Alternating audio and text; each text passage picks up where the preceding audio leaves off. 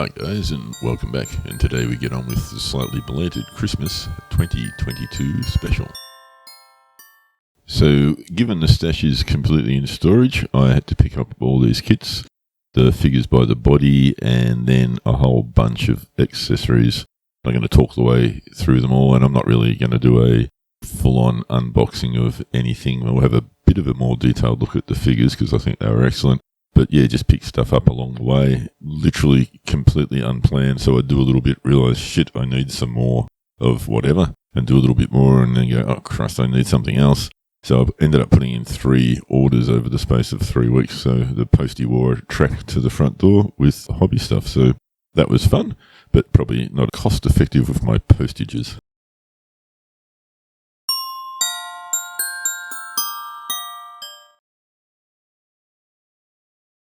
But we will have a closer look at these 2 figures from the body, only because resin figures and really beautifully moulded. I was impressed. Look at the inside of that helmet. That's very spectacular. The heads are really good, very characterful faces, and the uniforms and the webbing and the strapping and all that, really nice. I was super impressed with these figures and the great level of detail. So I was really looking forward to painting these 2 Aussie boys.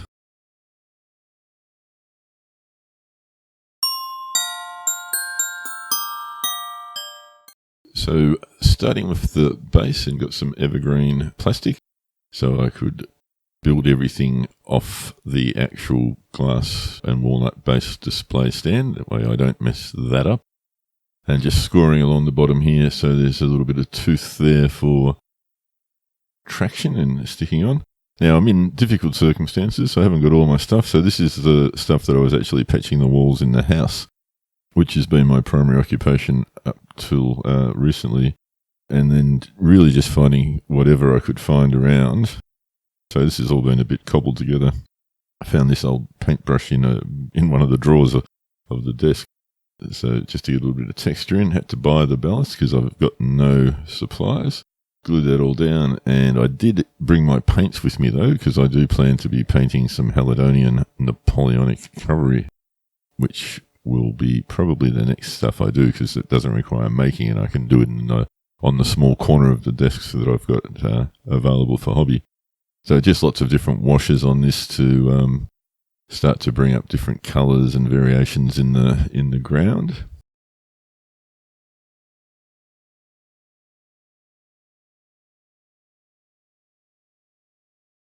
And I believe that's called a happy accident. So just putting on a darker wash now to get into the low places and create some shadow effect.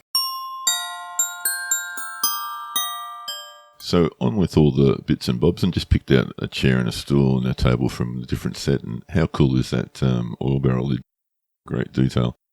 Mainly focused on painting the timber, and that's what I'll show anyway, which I wanted to get that sort of polished wood finishy type arrangement. And the oil barrel lid in particular, wanted to get that as a nice rusty. So this is Christmas 1942 in the Western Desert. And this lid is very beautifully dated, which I think you'll see later on a little bit more clearly, 1941. So it's been out there for a year, rusting away. So I did a little bit of work on that to get the right sort of look on the rust tones.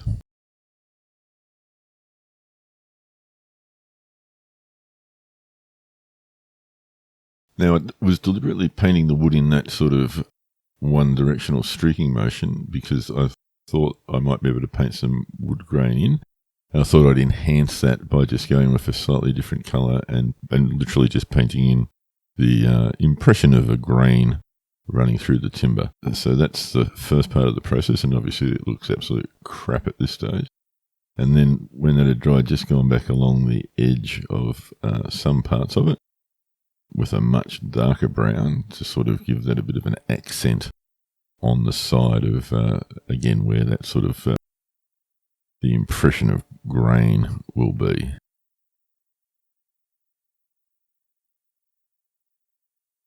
It actually looks like good camouflage rather than wood grain, but then a series of washes over the top to try and soften that down and have it all blend in.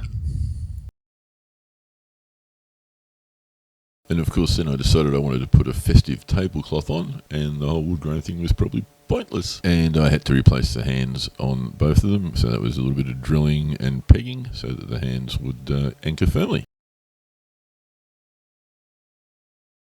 And again, when I was just cleaning up a little bit of the flesh, my giant thumb managed to break off the back part of what was the very thin lip of the helmet.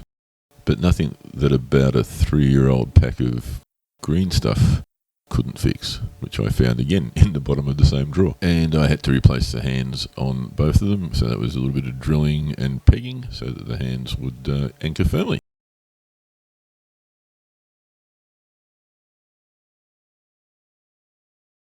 So you guys can see what I'm doing here, but the thing that really, I think, hit me when I was doing the recording for the audio is just how beautiful the figures are. The detail on them is amazing, and the next bit where they get painted up really starts to help bring out that level of detail. So I'm very impressed with these figures. I thoroughly recommend them.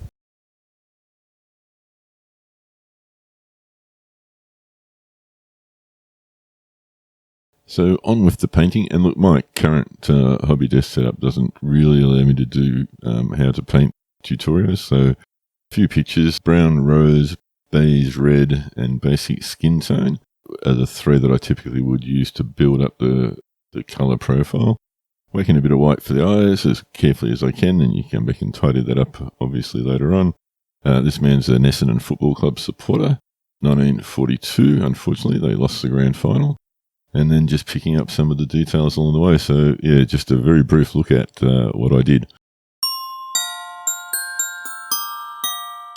So I said I'd run a bit of a competition, that whoever guessed what the other guy was holding in his hand, I would let them pick a figure of their choice, a resin figure of their choice, 1/35th scale, that I would paint up and send to them anywhere in the world. So here are the guesses. And we do have a winner. Not quite the right selection, but in the right vein, so I figured I should pay it for the closeness of the attempt. So we had quite a few people guess the German helmet, but that was what I took off him. I had a football, I had a newspaper, Hitler's head, which I thought was interesting, and a plum pudding. And the winner is Matt Hall with plum pudding. You'll see it's not a plum pudding, but he's very, very close. It's a roast Christmas chicken. So, Matt, if you can drop me an email, hallinan63@gmail.com, and we can start the conversation about what figure you want, and I can get onto it. So here we go with the final reveal, and there you go. You can see the chicken in his hands with the carving knife. They've had a bit of a crack at it. And this is, Christmas lunch 1942 in the Western Desert. A couple of Aussie boys a long way from home, trying to make the best of it all. So I'll let you see the couple of laps of the magic spinning table and come back to say so long at the end. But very happy with how it came out. Particularly really like that gamer's grass that I used. I thought that was excellent. Really easy to use and stuck down well and looks great. So all in all, pretty happy with it. So I'll leave you in peace. Bit of Christmas music, and I'll be back to say goodbye.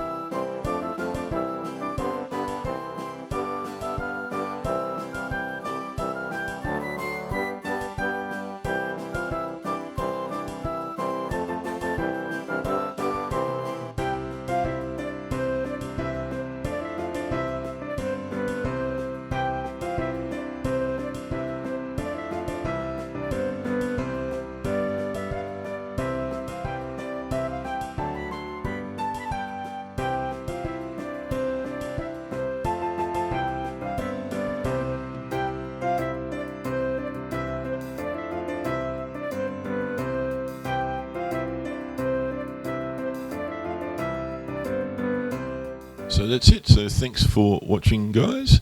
Appreciate that. Look forward to your comments. Don't forget to like and subscribe and share if you're into that sort of thing. And just want to wish you all a very Merry Christmas and Happy New Year. I'm a few days later than I would have liked to have been, but I can only blame excessive consumption of alcohol for the delay in production value. So anyway, working on the corner of my desk, it's probably not the greatest video I've ever done, but I am very happy with how the actual vignette came out itself. So I hope you enjoy it. Stay safe. Enjoy some time with your family. I hope you all got lots of kits. I got a few kits for Christmas, so I don't know when I'll get to build those. It's probably a long way away. And as I said, the next video out will probably be the start of the Haledonian Napoleonic armed forces, just to keep me out of mischief, and it's something I can manage in the space with the tools that I've got. So take care all. I hope 2023 is a great year, and I hope we start to see improvement in everything around the world, because that certainly needs to happen.